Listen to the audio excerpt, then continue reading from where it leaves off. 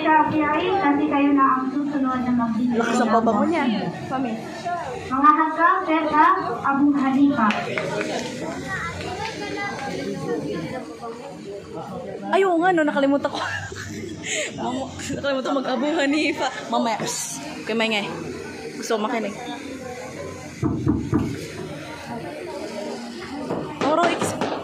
Toro X. أعوذ بالله من الشيطان الرجيم بسم الله الرحمن الرحيم الحمد لله ثم إن الحمد لله نحمده ونستعينه ونستغفره Nanginginig yung kamay ko. الحمد لله الذي أرسله الله إلى الناس كافة بشيرا ونذيرا وداعيا إلى الله بإذنه وسراجا وقمرا منيرا أما بعد فإنك الحسك الحديث كتاب الله وخيرا هدي محمد صلى الله عليه وسلم وشر الأمور محدثاتها وكل محدثة بدعة وكل بدعة ضلالة وكل ضلالة في النار. Mga magulang at kapatid sa pananampalatayang Islam at kapwa kong nag-aaral sa paralan na ito, ang una sa lahat, ang papuri at pasasalamat ay nawahukol lamang kilakilang Allah subhanahu wa ta'ala na Rabbul Alamin, mga kapatid sa pananampalatayang Islam.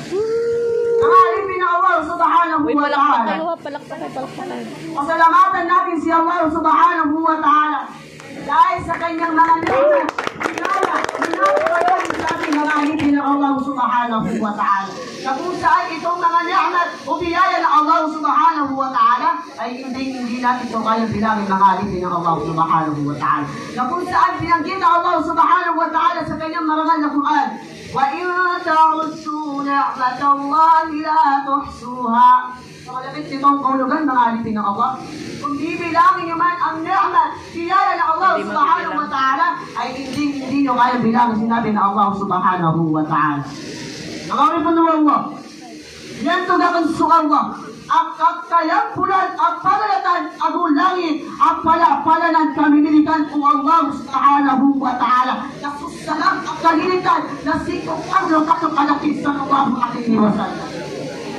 Biyak-biyakin sa karaanan kung Allah subhanahu wa ta'ala ang tulyanong taluan na ubasong tutaratanin ang anong naman na ubasong tumatakirin na nakasangol na ubasong kurang sa talod na mga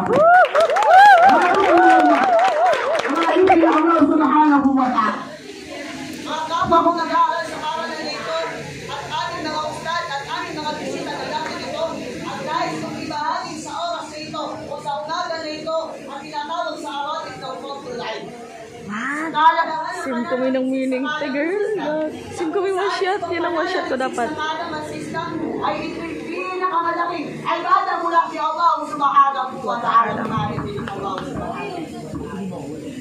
Mga nagulang at kapatid sa pananampalatayang Islam, itong pananalisis sa kaalam ng Islam ay Huwag yun na nagugulo. hindi pwede ipag-isabigo at hindi pwede ipag-isabuan at hindi pwede ipag-isataon. Dinada, bakit mga kapatid sa pananampalatayang Islam? Sapagkat ang ating sa pinag-isisya sa alam natin ngayon ay ang ating mga ulama na kung saan ang ating mga ulama ay sinasulat ng mga alam sa atin. Na kung saan alam din sa kanila propeta ay pangsasabaw at isla.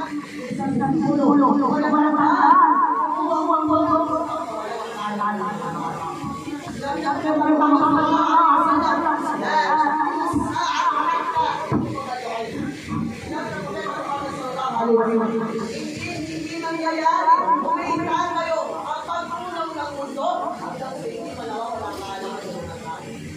Maraming Allah subhanahu wa ta'ala. Dahil po na propeta Muhammad sallallahu alaihi wasallam man salaka tariqan yaltamisu fihi ilman sahhalallahu lahu fihi tariqan ila al-jannah. Sinabi ng propeta Muhammad sallallahu alaihi wasallam na kung saan isa sa pinakamalapit nitong kaulugan kung sino man ang taong lumabas sa kanilang bahay upang manalisig ng kaalaman sa Islam, sahhalallahu lahu fihi tariqan ila al-jannah, ay papadaliin ng Allah subhanahu wa ta'ala ang kanyang tariq, ang kanyang daan na patungkol Allah subhanahu wa ta'ala. Subhanallah mga kapatid sa pananampalatayang Islam. Bakit ka ba natin papahirapan ang ating mga sarili? Nadapwa, nakaganon ay Grade 4 study. na Rasulullah sallallahu alaihi wasallam Diba? Grade 4? na isang pinakamainam na kung saan napapadali sa atin ang ating pagpasok natin sa paraiso ng Allah subhanahu wa ta'ala. Ayun ang pananaliksik sa kaalaman. Sinabi pa ng ating mga